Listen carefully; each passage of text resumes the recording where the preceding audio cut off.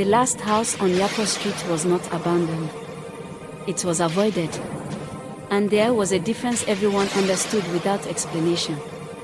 He graduated on a Thursday, collected his clearance papers on a Monday, and by the following week, his name appeared on the NYSC portal beside a state he had never stepped foot in. Lagos. He stared at the screen for a long time, half excited, half afraid. Lagos was loud, fast, and unforgiving, at least that was what people said. But he told himself he would survive. After all, everyone did. Packing for camp felt unreal. Boots, white shirts, documents, fear folded neatly between hope. He didn't know anyone in Lagos anymore except one name that kept resurfacing in his mind like a lifeline, Malik. An old friend from secondary school. They hadn't spoken much since graduation years ago, but they reconnected online a month before posting. Malik was already settled in Lagos, hustling, surviving. When he called Malik to share the posting news, Malik laughed long and loud. "You're lucky," he said. "You don't have to worry about accommodation. I've got a place you can stay. 1 year, no stress." That was all he needed to hear. After camp, Lagos welcomed him the way it welcomed everyone, with confusion. The air felt heavier, the streets louder, the nights restless. Malik sent him an address and a short voice note, Yapa Street. "Just ask anyone. Everybody knows it." The taxi slowed as they entered the area. The road narrowed, the buildings older, quieter. Shops were closing even though it wasn't late. The driver glanced at the address again, then at him through the rearview mirror. "Yapa Street?" the driver asked. "Yes," he replied. The driver nodded once, uneasy. "Which house?" He read out the house number Malik sent. The driver's hands tightened on the steering wheel. They drove the length of the street in silence. People stood outside their houses, talking, laughing, until the car passed. Conversations died. Eyes followed the vehicle, then quickly turned away. The street stretched longer than it should have, and at the very end stood a house unlike the others.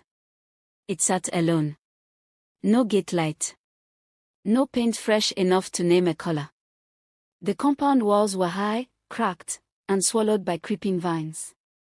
The windows looked blind, dark, watching. It was the last house on the street, the kind of place the road itself seemed to avoid. The driver stopped several meters away. "Oga," he said quietly, "this is where I'll drop you." Confused, he stepped out with his bag. "Why here? The house is just there." The driver shook his head. "I don't go closer." Before he could ask why, the driver jumped back into the car, started the engine, and drove off without collecting the full fare. He stood alone with his box, staring at the last house on Yapa Street. What he didn't know, what no one ever told newcomers, was that everyone on that street knew the rule. You could walk past the last house. You could point at it. You could talk about it in whispers. But once you entered it, you were never seen again.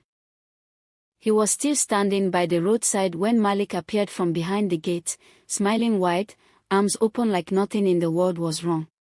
"Oh, my guy," Malik exclaimed, pulling him into a quick hug. "Welcome to Lagos." Relief washed over him instantly. The house, the street, the driver's behavior, everything faded a little in that moment. Malik looked normal. Healthy. Familiar. The same sharp eyes from secondary school, the same easy laugh. He asked about the taxi driver almost immediately. "Why did the driver drop me there and speed off like that?" he asked, forcing a laugh. Malik waved it off casually. "Oh, forget those drivers. They are superstitious. One small rumor and they start behaving like mad people. Nothing they hear." That was enough. He didn't push further. As they walked inside the compound, he couldn't help noticing how dark it was. No security light. No bulb on the gate. Even the moonlight seemed to avoid the place. The house itself felt larger on the inside than it looked from the outside. "So, how big is this house?" he asked, trying to sound light. Malik smiled again, but this time it didn't quite reach his eyes. "You'll see," he said. "No rush." That answer should have bothered him. But it didn't. Everyone was different. Everyone had their quirks. Besides, he was tired, camp stress, Lagos traffic, first day in a strange place. His body wanted rest more than answers. Malik led him upstairs and opened a door at the far end of the corridor. "This is your room." It was neat. Surprisingly neat. The bed was already made, fresh sheets stretched tight. A small table, a chair, even a curtain drawn neatly to the side. It didn't look like a room prepared in a hurry. It looked like a room that had been waiting. Happiness bubbled up in his chest. "Guy, thank you," he said sincerely. "This means a lot." Malik nodded. "You're welcome. Rest well." That night, he lay on the bed, the fan humming softly above him, texting his parents back home. "I've arrived safely. Accommodation secured. Everything is fine." He smiled to himself, relief settling deep into his bones. Then he heard it. A cat's cry, sharp, desperate, somewhere in the distance. It was followed by another sound. Softer. Almost like a child sobbing. He paused, listening, then shook his head. Lagos nights were noisy. Anything could be outside. He slept. Sometime past midnight, his body stirred. He needed to ease himself. As he sat up, he heard it again, footsteps. Slow. Deliberate. They passed right in front of his door.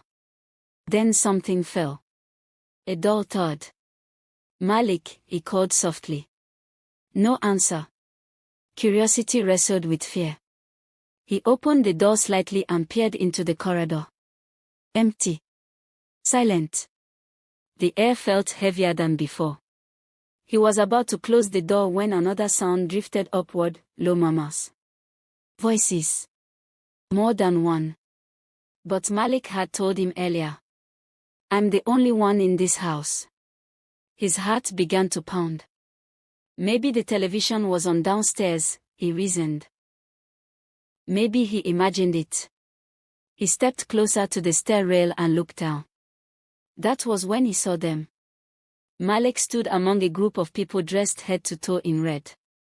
Candles burned on a table, their flames dancing wildly. Shadows twisted on the walls.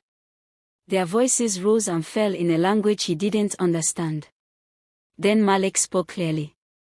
"We have a new person," he said calmly. "He will be ready in 3 days." The room spun. His heart dropped into his stomach as he realized. He was the new person. And the house had been waiting for him. Please subscribe to our channel for the next part.